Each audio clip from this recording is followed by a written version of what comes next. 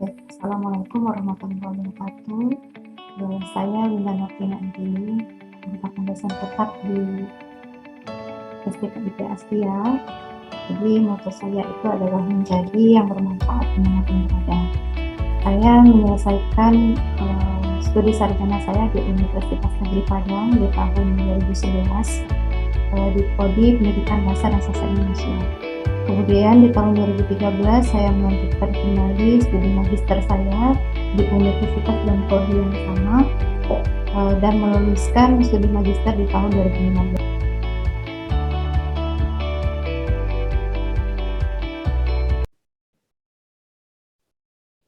Baik, mata kuliah keterampilan menulis ini merupakan salah satu mata kuliah yang saya ampu. Mata kuliah ini biasanya diajarkan di semester pertama. Kemudian mata kuliah ini memiliki 8 CPL, 2 merupakan sikap, kemudian 2 lagi keterampilan umum, 2 pengetahuan, dan 2 keterampilan khusus. Dari CPL-CPL tersebut kemudian diturunkan CPMK. CPMK ini ada 1-5, dan menunjukkan sikap semangat dan peduli pada lingkungan sekitar serta mampu memberikan masukan penyelesaian masalah dalam kehidupan bermasyarakat melalui menulis. Kemudian menunjukkan kemampuan berpikir logis, kritis, sistematis dan inovatif dalam mengimplementasikan keterampilan menulisnya, menunjukkan kemampuan kerjasama dalam kelompok, menunjukkan penguasaan terhadap konsep-konsep keterampilan menulis, dan mampu menjadikan menulis sebagai wahana wirausaha. Selanjutnya menunjukkan kemampuan menulis dengan menciptakan karya-karya tulis dari hasil pengembangan idenya. Kemudian dari CPMK tersebut diturunkan lagi menjadi 13 sub CPMK. Bisa dilihat pada matrik ini keterkaitan antara sub CPMK dengan CPMK yang sudah disusun. Kemudian di sini ada deskripsi singkat mata kuliah. Mata kuliah ini pada mata kuliah ini mahasiswa mempelajari tentang teori-teori menulis dan keterampilan menulis, dan selanjutnya dapat menulis beberapa jenis tulisan. Dan ini pustakanya. Selanjutnya ini merupakan pembelajarannya. Ini bentuk belajar, metode pembelajaran yang dilakukan masih merupakan daring ya. Bentuk pembelajarannya masih dilakukan pembelajaran daring. Kemudian metode yang digunakan ada ceramah, diskusi, penugasan kelompok, dan kriteria dan teknik penilaiannya adalah kriterianya itu adalah pedoman penskoran untuk pada pertemuan pertama. Kemudian teknik penilaiannya itu adalah tes lisan. Kemudian di pertemuan kedua ada rubrik skala persepsi, karena pada pertemuan kedua ini mahasiswa mulai melakukan diskusi kelompok. Kemudian untuk teknik penilaian yang dilakukan adalah observasi, partisipasi, dan tes lisan. Baik, sampai pada pertemuan ke-6 ini masih merupakan materi yang sifatnya teori atau konsep.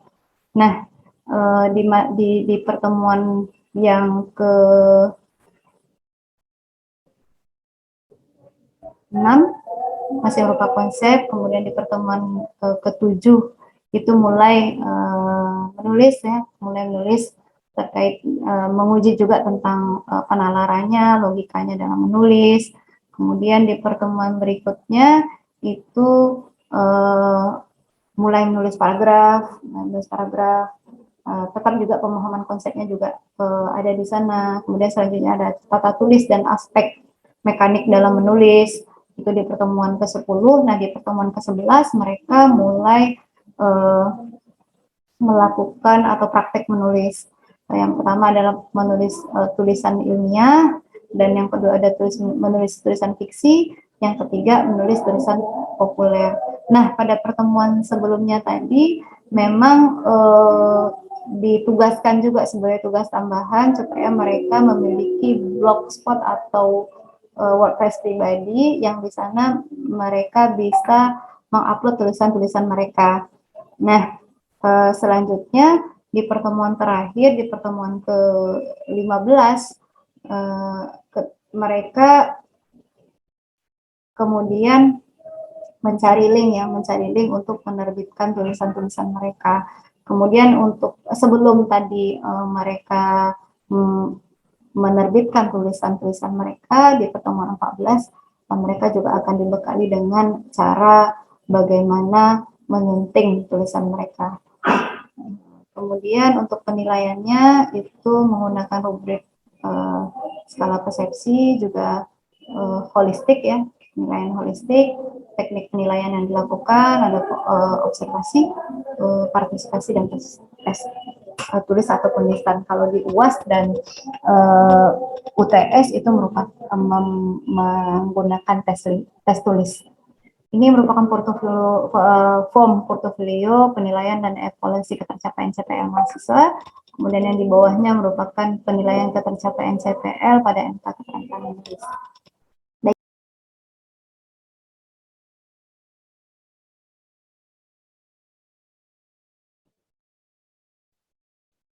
Baik, bismillahirrahmanirrahim. Assalamualaikum warahmatullahi wabarakatuh. Semoga hari ini sehat semua ya. Sehat semua hari ini ya. Karena kita masih dalam keadaan pandemi, mudah-mudahan tetap menjaga protokol kesehatannya. Baik, tadi kita sudah memulai perkuliahan kita dengan murojaah hafalan, mengulang kembali hafalan Al-Qur'annya.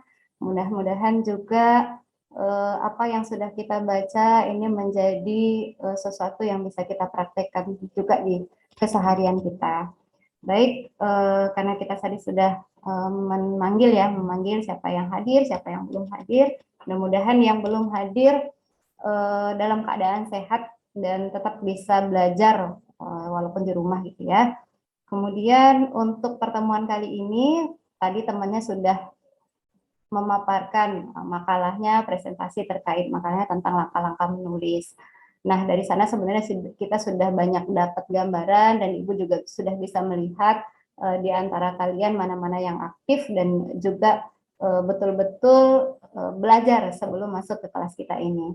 Nah, karena kita tadi sudah diskusi, sudah kita berikan juga masukan-masukan terhadap makalah teman-teman kita, maka pada kesempatan kali ini Ibu akan menyampaikan atau menguatkan kembali apa yang sudah kita bahas sebelumnya.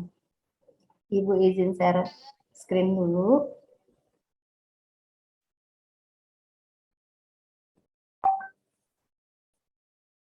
Oke.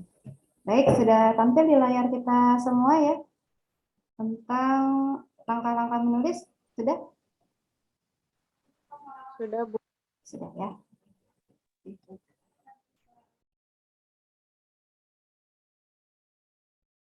Baik, quote kali ini yang Ibu ambil adalah quote dari Pramudia Anantatur. Beliau seorang sastrawan ya.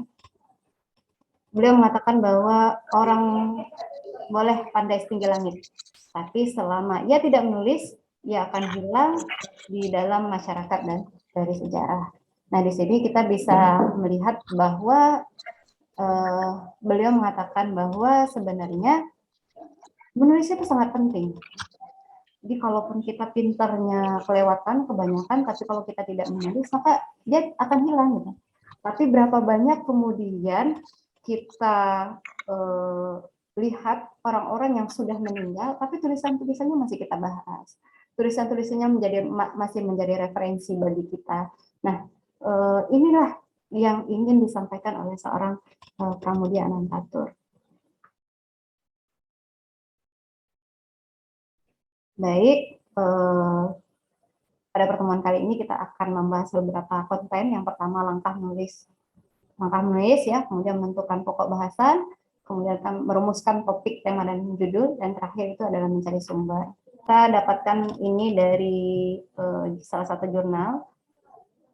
Keterampilan menulis yang ditemukan sangat sulit untuk dikuasai, karena menulis merupakan keterampilan bahasa Indonesia yang tidak dapat dikuasai dengan sendiri, melainkan harus dengan berbagai latihan menulis.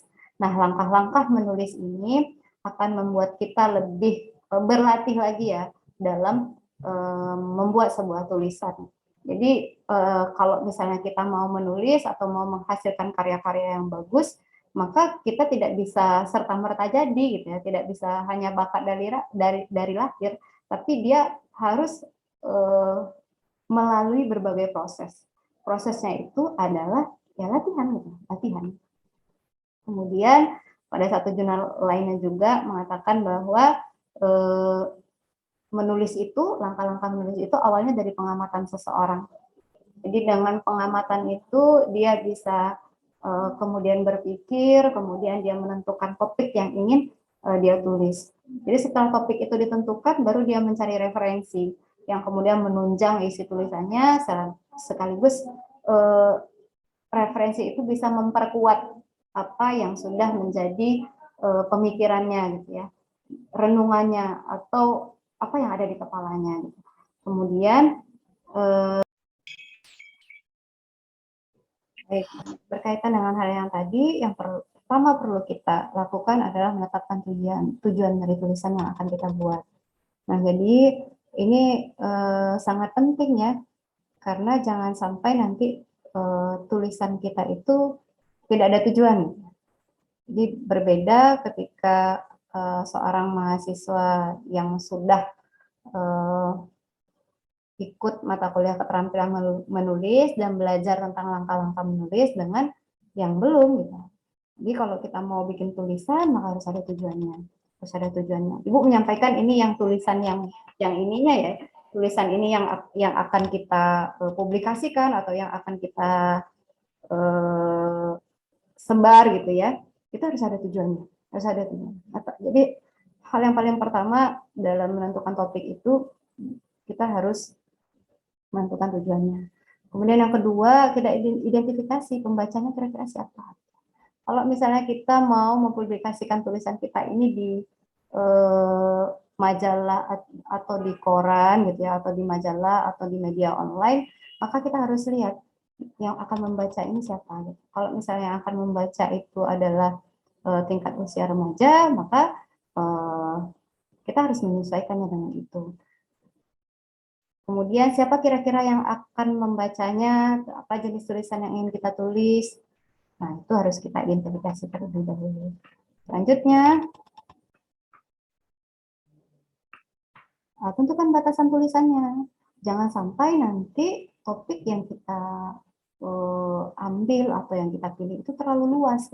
Terlalu luas, jadi tulisannya justru ngambang dan tidak dipahami justru oleh orang yang membacanya. Kemudian yang ketiga, merumuskan topik, tema, dan judul.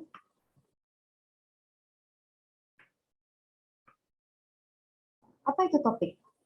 Coba siapa yang ingin menyampaikan kembali apa itu topik?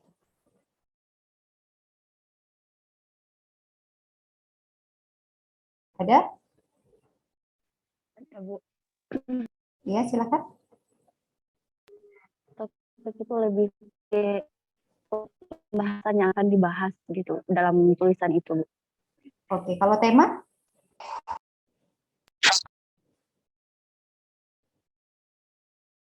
Kalau tema itu sudah merupakan gagasan pokoknya. Kalau misalnya topik itu lebih luas, misalnya topiknya tentang kenakalan remaja, misalnya kenakalan remaja kan itu luas. Jadi nanti dirincikan kembali, kemudian baru lahirlah sebuah tema. Nah, tema inilah yang menjadi gagasan pokok atau ide pikiran kita terkait dengan tulisan yang akan kita buat. Jadi setelah itu kira-kira apa yang harus kita lakukan ketika kita memilih tema. Jadi memilih tema ini kita harus memastikan bahwa tema kita ini menarik gitu. Jadi kan di awal tadi kita sudah menentukan ya, sudah memikirkan siapa kira-kira yang akan membaca tulisan kita ini. Nah, kita terpikirkan tema ini menarik nggak bagi pembaca kita. Jadi kita harus pikirkan tema yang menarik. Kemudian selain menarik, tema ini adalah merupakan sesuatu yang kita kuasai. Jadi kalau kita mengatakan bahwa tema ini menarik, tapi tema itu belum kita kuasai, maka sebenarnya kita harus, bisa saja ya kita pilih, cuman kita harus memastikan bahwa kita betul-betul menguasai tema tersebut. Bagaimana cara kita menguasainya? Itu ada di tahap akhir nanti adalah mencari sumbernya. Jadi sumbernya harus betul-betul kita pahami dengan baik, kemudian kita kembangkan, kita pikirkan gitu ya. Nah, yang selanjutnya selain dikuasai, kita pastikan bahwa bahannya ada atau sumbernya ada dan mudah kita cari. Jangan sampai nanti kita sudah menentukan tema, tapi ternyata kita susah mencari sumbernya. Gitu. Nah, ini akan menjadi kendala kita ketika kita menulis. Kemudian yang terakhir adalah ruang lingkupnya terbatas. Jadi jangan terlalu luas gitu, jangan terlalu luas dalam menentukan tema itu sendiri. Kemudian yang selanjutnya ada judul. Nah, kalau judul ini sebenarnya bagian akhir ya. Judul ini merupakan kepala karangan, tapi jangan lupa judul itu harus relevan dengan topik kita, dengan tema kita gitu. Jadi itu yang pertama, harus relevan. Jangan sampai nanti judulnya beda dengan isi tulisannya gitu ya. Judulnya tentang kenakalan remaja misalnya, tulisannya tentang belajar di masa pandemi. Itu kan nggak nyambung, nggak relevan ya. Jadi pastikan judul ini merupakan hal yang nyambung gitu, nyambung dengan tulisan yang kita buat gitu. Kemudian ekonomis ini apa? Bukan berarti murah. Ekonomis itu judulnya pendek gitu, nggak panjang-panjang gitu. Kalau panjang judulnya justru itu menjadi kurang menarik. Kemudian selanjutnya judul itu jelas ya, jelas. Kalau misal dia ekonomis, dia juga insya Allah pasti jelas gitu ya. Kemudian ada syarat yang berikutnya yaitu provokatif. Kenapa kira-kira penting judul yang provokatif? Karena nanti judul yang provokatif ini akan membuat orang tertarik. Ini tulisannya tentang apa sih? Gitu. Atau judulnya tentang sesuatu yang membuat orang ingin tahu gitu. Nah, itu provokatif maksudnya. Kemudian yang terakhir logis. Walaupun dia provokatif harus logis. Jadi tidak boleh di luar kelogisan gitu ya. Nah, yang terakhir adalah mencari sumber. Mencari sumber. Yang pertama pilih referensi tulis. Jadi referensi tulis itu pilih topik yang berkaitan dengan tema yang kita bahas. Kemudian juga baca, pahami, catat hal-hal penting yang dirasa perlu atau yang ingin kita masukkan ke dalam tulisan kita. Dan jangan lupa pilih sumber yang valid. Jangan sampai nanti mencari sumbernya itu dari internet misalnya, situs-situs yang tidak bisa dipertanggungjawabkan kebenarannya. Nah, itu nanti justru akan membahayakan diri kita ketika kita menulis sesuatu dengan sumber yang kurang terpercaya atau kurang valid. Selanjutnya, referensi lainnya kita lihat juga, referensi non tulisnya. Kan ada nih yang kurang suka membaca gitu ya. Bisa jadi referensi, biar lebih suka nonton, misalnya bisa cari referensi yang melalui video dari YouTube, misalnya. Kemudian juga bisa juga referensi itu dari hasil wawancara, misalnya kita berbincang-bincang dengan orang-orang tertentu yang kemudian dapat memperkaya cakrawala kita. Kemudian bisa juga kita lakukan dengan pengamatan, pengamatan kita melihat sendiri, kita menyaksikan sendiri. Misalnya kita ingin menulis soal pantai, misalnya kita beberapa hari, misalnya kita berada di pantai di sore hari itu suasana pantai seperti apa umumnya, kalau di siang hari seperti apa, kalau di pagi hari seperti apa. Nah, bisa pengamatan seperti itu. Karena nanti tulisan yang akan kita buat itu kan ada ini ya, ada kalau kita lihat di silabus ada 3, ada tulisan yang ilmiah, kemudian ada tulisan yang fiksi, kemudian juga ada tulisan yang populer. Nah, seperti yang Ibu sampaikan tadi, ketika contohnya pengamatan misalnya keadaan di pantai, gitu di pagi, di siang, dan sore hari, itu bisa kita jadikan bahan ketika kita menulis deskripsi tentang pantai, atau kita menggambarkan kondisi pantai di sore hari dalam tulisan fiksi. Sila Amelia Prihatin itu sudah mengangkat tangannya, press hand, silakan Sila, open mic-nya. Baik, terima kasih kepada Bu Winda yang sudah menjelaskan materi pada hari ini. Di sini saya ingin bertanya mengenai bagaimana cara kita menentukan dan menjaga batasan tulisan kita. Terima kasih. Saya kembalikan kepada Winda. Oke, baik. Terima kasih pertanyaannya, Sila. Pertanyaan yang sangat bagus ya. Jadi kadang-kadang kita itu menulis sudah kita buat tema topiknya apa, kemudian temanya apa. Ternyata di topik tadi disampaikan bahwa kita butuh batasan. Gitu. Nah, batasan ini sebenarnya sangat perlu kita lakukan supaya tulisan-tulisan kita itu tidak keluar dari koridor atau tidak keluar dari tema kita atau kemudian ini ya menjalar kemana-mana gitu, menjalar kemana-mana. Jadi bagaimana caranya supaya tulisan kita ini tetap pada jalannya? Gitu. Nah, sebenarnya ada kerangka tulisan namanya, kerangka tulisan yang penting untuk kita buat dulu juga gitu, ketika kita menulis. Kalau tadi kan Ibu menyampaikan materi tentang konsep-konsep tentang komponen-komponennya gitu. Nah, ketika kita nanti misalnya Sila itu akan memulai menulis, maka setelah topik itu kita tentukan, kemudian temanya sudah kita dapatkan. Nah, penting bagi Sila untuk menyusun kerangka tulisan. Nah, misalnya kerangka tulisan, misalnya topiknya itu, kita bahas saja topik-topik yang gampang-gampang, misalnya topiknya kenakalan remaja gitu. Kenakalan remaja itu, misalnya Sila mau menulis tentang artikel populer tentang kenakalan remaja. Nah, jadi di sana nanti Sila akan fokus ke tema yang mana, misalnya kenakalan remaja kan itu luas, kenakalan remaja yang luas, misalnya seks bebas, misalnya narkoba gitu kan, ada juga kecanduan gadget misalnya seperti itu, atau kecanduan pornografi gitu ya.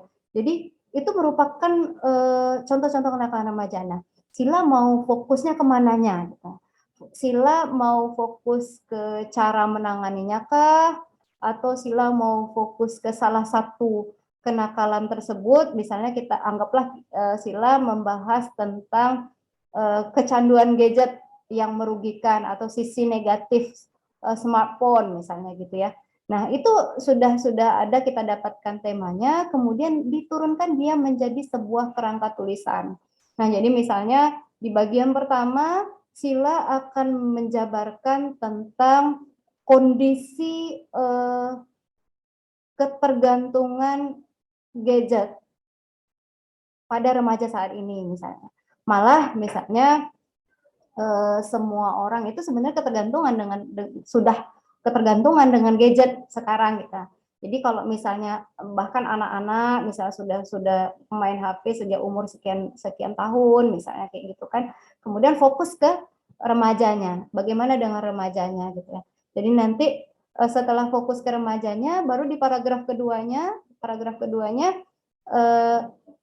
Sila bisa menyampaikan apa saja yang biasa diakses oleh para remaja gitu, para remaja umur sekian sampai sekian misalnya dibatasi itu gitu ya. Jadi dibuat dulu outline atau kerangka tulisannya. Di bagian kedua berarti Sila akan membahas tentang apa saja yang biasanya diakses oleh remaja. Kemudian di bagian ketiganya baru Sila menyampaikan efek negatif dari Anissa.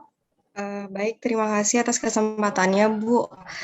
Di sini saya ingin menanyakan, tadi Bu sudah menjelaskan mengenai sumber atau referensi yang kita gunakan untuk menulis. Satunya itu di sana ada referensi non-tulis, di mana di salah satu poinnya adalah video. Video seperti apa, Bu, yang bisa kita jadikan sebagai referensi dalam membuat sebuah tulisan? Apakah semua video bisa kita jadikan sebagai referensi dalam menulis ini, Bu? Terima kasih, Bu. Baik. Ya, jadi di sumber referensi itu ada video. Ibu menyampaikan tadi mungkin tidak semua suka membaca, tapi sebenarnya memang harus membaca ya kalau mau wawasannya luas gitu ya. Tapi video juga bisa kita jadikan referensi dalam menulis. Nah, video-video itu sama seperti tulisan tadi, kita pastikan bahwa video-video yang kita tonton itu merupakan video yang sumbernya terpercaya gitu, sumbernya terpercaya. Di YouTube itu kan banyak video-video yang kalau misalnya kita lihat track recordnya tentu tidak apa ya, tidak semuanya bisa kita gunakan untuk menjadi referensi kita gitu. Nah, jadi kita bisa melihatnya dari berbagai sudut pandang, misalnya subscribernya atau bagaimana keterkenalan orang tersebut gitu ya. Atau juga bagaimana misalnya ada juga YouTube-nya TV One, misalnya YouTube-nya Metro TV. Nah, itu merupakan sumber-sumber yang bisa kita percaya atau YouTube tokoh-tokoh, misalnya tokoh-tokoh nasional, itu juga bisa kita jadikan sumber yang terpercaya. Jadi untuk video itu memang kita pastikan bahwa videonya valid juga gitu, maksudnya sumbernya itu bisa kita gunakan dan bisa kita percayai gitu. Dan jangan sampai ketika kita memilih video itu menjadi salah satu sumber bagi kita atau referensi bagi kita justru mendapatkan kesalahan gitu, mendapatkan kesalahan atau disanggah gitu, disanggah oleh orang misalnya itu informasinya dari mana, nggak valid gitu kan. Nah, jangan sampai seperti itu. Baik, jika nggak ada kita cukupkan perkuliahan kita pada hari ini dengan lafaz hamdalah. Alhamdulillahirobbilalamin. Kita sama.